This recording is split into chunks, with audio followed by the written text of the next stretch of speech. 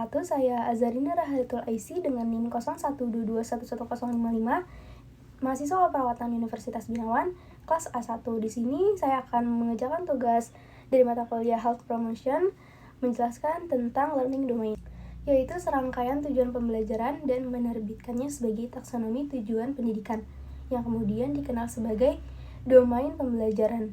Domain-domain tersebut memberikan kerangka untuk meningkatkan kemampuan belajar siswa dengan menguraikan 3 kategori pendidikan. Setiap kategori atau domain biasanya memerlukan gaya pengajaran yang khusus untuk mencapai hasil yang diinginkan. Domain ini juga memiliki fitur yang dapat melibatkan siswa dan membuat pembelajaran lebih mudah dan menyenangkan.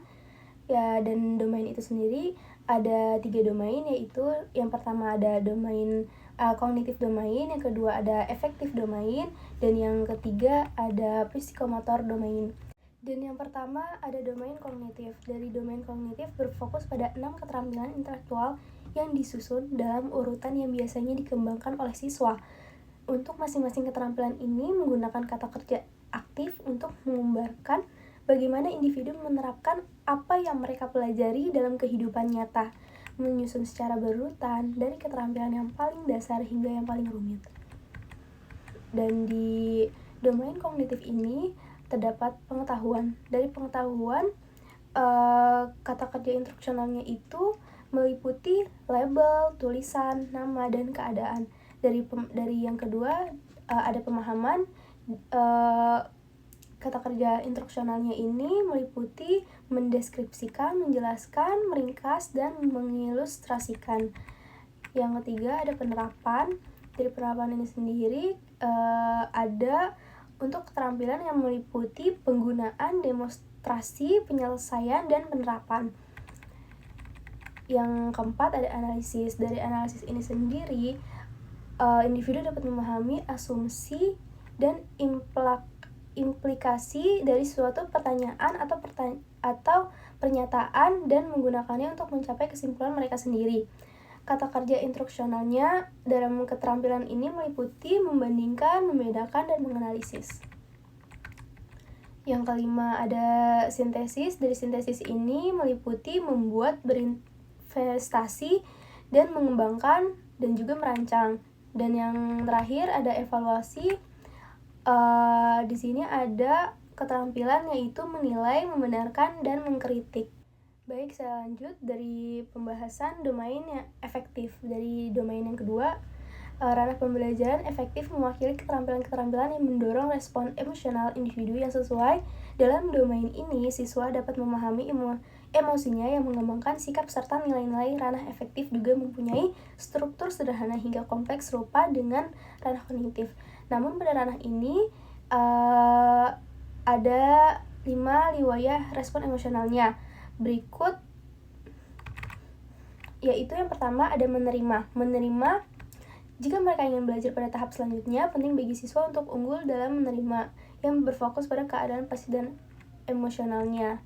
Yaitu contohnya, seorang pada tahap ini menunggu giliran berbicara sampai seseorang selesai bicara. Jadi di sini mahasiswanya lebih ke menghargai apa yang temannya katakan. Yang kedua itu ada merespon. Contoh dari merespon ini, misalnya seorang siswa beradaptasi dalam diskusi kelas tentang film yang mereka tonton untuk tugas kelas. Jadi dia bisa menangkap apa yang mereka lihat dan apa yang mereka dengarkan. Yang ketiga ini ada menilai. Menilai ini contohnya ini seorang siswa dapat menulis opini tentang topik sosial kontroversial yang sangat mereka sukai dan mempertahankan pendidikan mereka mengenai masalah tersebut. Dan yang selanjutnya ada pengorganisasian. Dari pengorganisasian ini sendiri, contohnya seorang siswa mencoba untuk mendapatkan peringkat teratas di kelas secara akademis, menyadari bahwa belajar untuk ujian yang akan datang lebih penting daripada bermain game dengan temannya. Di sini menunjukkan bahwa siswa ini lebih ke ambisius untuk belajar. Nah, dibanding dia harus bermain game atau bermain dengan teman sebayanya.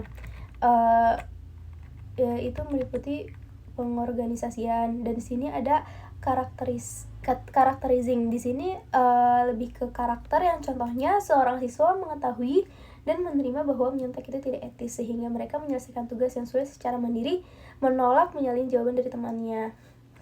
Dari karakter ini, siswa tidak ingin mencontek dalam ujian kelas ya, dan tidak mau berbohong. Dan yang ketiga ini ada domain psikomotorik. Dari ranah psikomotorik ini sendiri berfokus pada keterampilan fisik seperti mengembangkan dan menggunakan koordinasi tangan, mata, dan keterampilan motorik lainnya. Keterampilan dalam domain ini dapat membantu individu melakukan tugas fisik dasar dalam kehidupan sehari-hari.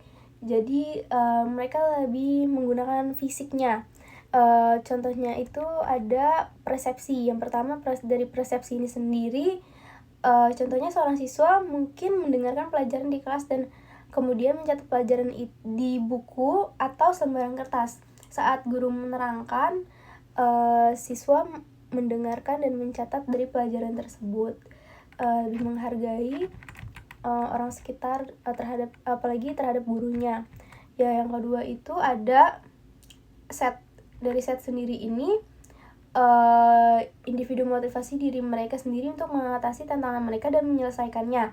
Contohnya ini seorang siswa yang ingin berprestasi lebih baik secara akademis mungkin memotivasi dirinya untuk belajar lebih giat untuk ujian yang akan datang. Sama aja nih, ini juga mencontohkan bagaimana siswa yang ambisius, dia lebih giat dalam pelajaran. Dan yang ketiga itu ada respon terbimbing. Dari respon terbimbing itu contohnya seorang siswa belajar bagaimana membuat mesin sederhana dan merakit peralatan dengan menonton dan mengikuti video instruksional. Jadi ketika siswa menonton apa yang mereka lihat dalam video tersebut, entah itu merakit, membuat tempat pensil dari bahan-bahan bekas dan dia mengikutinya, itu termasuk dari respon terbimbing. Dari selanjutnya itu ada mekanisme. Dari mekanisme ini sendiri contohnya siswa saksofon merasa percaya diri dengan kemampuannya memainkan lagu yang ditugaskan oleh gurunya setelah berlatih selama berapa minggu. Jadi siswa ini pandai dalam berlatih sih sebenarnya. Dan yang selanjutnya itu ada adaptasi. Adaptasi ini contohnya mahasiswa kuliner tingkat selanjutnya mengetahui cara menyesuaikan resep mereka untuk mengakomodasi batasan diet klien. Dan yang terakhir itu ada organisasi. Dari organisasi sendiri dapat mengembangkan keterampilan baru dengan menggunakan prinsip-prinsip yang mereka peroleh saat mempelajari kerajinan aslinya. Jadi contohnya ini siswa yang telah mengikuti kelas piano mempelajari beberapa lagu dan dapat menulis karya orisinalnya sendiri untuk sebuah pertunjukan.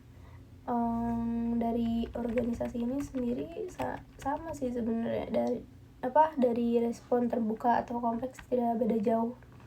Sekian dari saya. Jika ada salah mohon dimaafkan. Wassalamualaikum warahmatullahi wabarakatuh.